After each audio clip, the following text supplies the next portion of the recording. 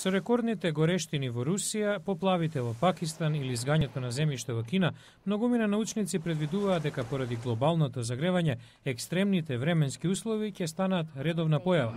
Аманда Стаут од американската приватна Национална федерација за дивиот свет е коавтор на извештај за екстремните горештини 2010 во САД. Ме изненади што во 2050-та, 2010-та можеби ќе се смета за умерена година или барем просечна или типична во зависност од глобалното затоплување што не очекува. Но не сите мислат така.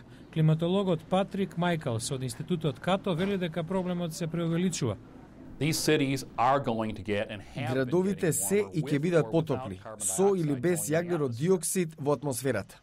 Објаснува дека загревањето е резултат на впивањето топлина во бетонот и циглите, а смета дека горештиниве годинава се должат на климатскиот циклус Ла Ниња.